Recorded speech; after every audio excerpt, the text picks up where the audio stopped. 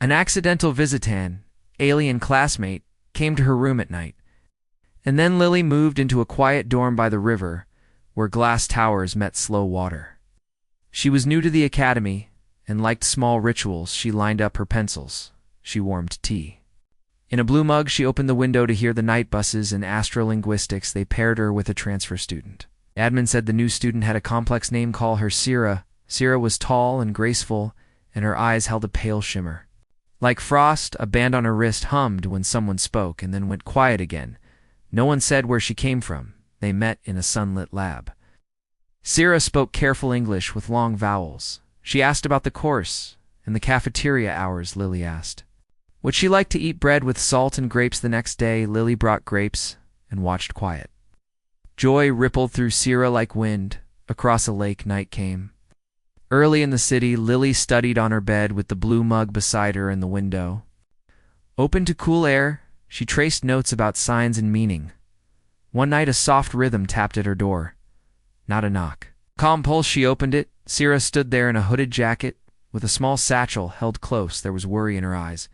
And also, trust. She asked to come in. Lily stepped aside. Sierra looked at the room and said the band on her wrist did more than listen. It also sent. Since her arrival, it had been sending toward the river tonight. The pattern had shifted and pointed to this room. Lily felt the hairs of her arms lift. Sierra asked to open the window. Lily unlatched it, and wind rolled in a strange light. Spread like dew across the pane. Small paths formed in the glow, not letters or numbers. Sierra tilted her head, as if hearing distant song. She asked Lily to hold her hand. Their fingers fit like a new idea. The light showed a map of the river tunnels. Lily recognized old flood channels. Sierra saw a symbol like a coiled fern near a deep junction the band pulsed in time with. Lily's heartbeat. Lily said they should go. Sierra nodded and asked if she had strong shoes. She did. They took the late bus to the river. Streetlights made warm islands on the sidewalks. Sierra told of low forests and salt flats where people sang to find their way. She missed the singing and found a small echo in the clatter of the train. They slipped through a service gate at the old station and moved down a stair that smelled of stone and oil at the bottom. They found a tunnel with brick ribs and a slow drip that counted time. The map showed the fern symbol ahead. They reached a chamber with an iron door half sunk in silt. Sierra placed her palm on the metal and breathed out. The band flashed, and a pure tone rang. The door eased open. Without a scrape, inside lay a round room with a floor of layered glass and walls with a faint inner glow. In the center stood a low pillar shaped like a spiral shell. The fern symbol shone upon it. Lily felt welcome, not to her name, to her nature. Sierra said the place was a keeper from before the city, a listener left by travelers who would use the river when it was wild. The keeper waited for minds that could hold more than one truth, gifts and tests and bridges. The band sent a beam into the shell, and the shell answered with a soft wave. Small panels rose like petals. Each held a simple image. A hand, a seed, a tool, a door. Sierra listened and said, the keeper asked, what kind of future the city wanted and who would carry it with strength. And Grace Lily thought of buses and bridges and parks where old women fed birds. She thought of girls with heavy backpacks and tired nurses walking home at dawn. She thought of her mother scrubbing a sink after a long shift and her father fixing an old radio on a rainy Sunday. A future where the smallest person still feels big inside, where care is not a luxury, where clever hands solve hard problems and leave room for joy. Sierra listened, and her eyes grew bright. The panels shifted. New images appeared. A storm, a collapse, a path through. Lily reached into the light and left ripples like water. The shell answered with a warm chord. Sierra nodded. The keeper would choose a bearer, a human to hold a memory seed that could wake if danger came. Not for weapons, for bridges of thought, faster decisions, new ways to share trust at scale. Lily breathed in and felt the shape of her life. It's not grand, real notes on soft paper, a blue mug, and a window open to night buses if the city needed her. She would be there, she said. So the shell opened and lifted a small clear bead. It floated to Lily and settled at her chest. Warmth spread through her ribs. She felt very awake. The door closed behind them with a soft sigh as a train rumbled far above. The city felt a little kinder to Lily now. as if a stranger held a door and smiled without a reason on the ride home. They spoke of small things and rested Sira. Liked the slow clack of vending machines they planned to meet for class and for grapes. Back at the dorm, the band listened to the bead. The bead would sleep unless called. Lily hoped for long. Sleep weeks past news, drifted of storms at sea, and a new clinic near the river. Sarah built translators that invited meaning instead of forcing it. People liked them. Lily studied and sometimes felt a soft glow in her chest, as if the bead dreamed. She would stand at her window and breathe with it until the glow faded one afternoon. A long siren spread across the city. A freight drone had lost guidance near the river and drifted toward the old bridges. People ran in many directions. The bead woke like a small animal in her hands.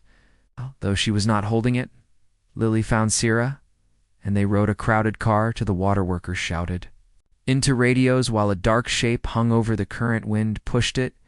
The bead did not speak. It made room in her thoughts. She saw paths she would not have seen: a low barge near a pier, a tug idling behind a warehouse, a control kiosk by a floodgate. With a manual override, she pointed and spoke with a calm voice that made people listen. A worker ran to the tug, another called the barge. Lily climbed to the kiosk and scanned old levers. She moved them in a pattern that matched river and wind. Gate eased, and the current bent. The barge slid under the drone like a patient hand. The tug nudged with care. The drone settled onto the deck and went still. The siren cut off. A quiet rushed in. People on the bridge stared and then cheered. Lily felt her knees shake and then hold. Sira reached her and gave a steady hug that smelled like rain and metal. A city worker asked how she knew what to do. Lily said she learned from good teachers and from watching workers and from paying attention. She did not mention the bead. The point was not power. The point was trust and shared skill. At the right moment that evening, the sky held streaks of rose. Sira said news of the save had reached people who listened between worlds. There was pride in the way humans cared for each other under pressure. The keeper had chosen well. Lily blushed and let it go. Anyone could have done it. Sira said not everyone would have noticed the small levers that mattered. The next week was quiet. Class moved on to careful proofs and delicate morphemes. Sarah tuned a translator to humor timing, so jokes did not fall flat between cultures. People laughed in the right places, and it felt right. Lily wrote a small essay about bridges as verbs, not nouns. A bridge was an action you performed with others. Lily kept the paper by her mug one night as rain tapped on the window. The band pulsed. A thin thread of light rose from the band, and from the bead they met above the room and formed a low arc that hummed like a chorus far away. A message had come. The keeper had heard the city through the act at the river. It now offered a learning exchange, not conquest. Shared craft. Visitors would sit with welders and nurses and coders and cooks and learn craft. Humans would sit with them and learn patience and deeper listening. The exchange began in small rooms with folding chairs and coffee. Lily and Sira set up name tags and kept the windows open. Weeks later, the bead slept most days when it woke. It did not push. It made room. Lily used that room to be kinder and braver in little ways. She fixed a broken handrail in the dorm. She wrote to Transit about safer night lighting near the old station. She brought grapes to study sessions and made sure no one ate alone if they did not want to. Sarah said humans were very good at this kind of steady heroism. Stories on her homeworld would include a city by a river where bridges grew inside people. First, one evening, they walked along the water and watched barges slide. They spoke of the first night and how fear felt like a small room, then how it widened when they held hands and listened. Lily said she kept her pencils lined up and her blue mug near the big change had not taken away small comforts. Sira said that was the point, not to become someone else, to become more yourself, and to share that with the world. The year turned and the river kept its talk. More people came to exchange rooms and more stories grew. When a storm hit the coast and water pressed at the old gates, the city moved with smooth unity. Barge crews and coders and teachers and new visitors worked side by side. They kept the clinics open and made hot food lines that moved fast and kind. Afterward, no one asked who had been in charge. People remembered who had been helpful. They remembered feeling big inside one last night before break.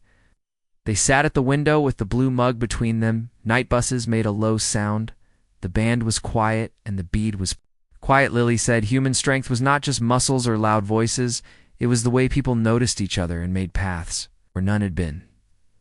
Sierra said she would tell of a young woman who opened a door and then opened a city. Lily watched moonlight. On the river, like a coin you would never spend, she felt ready for what would come. Not as a soldier, as a neighbor and a friend and a maker of bridges.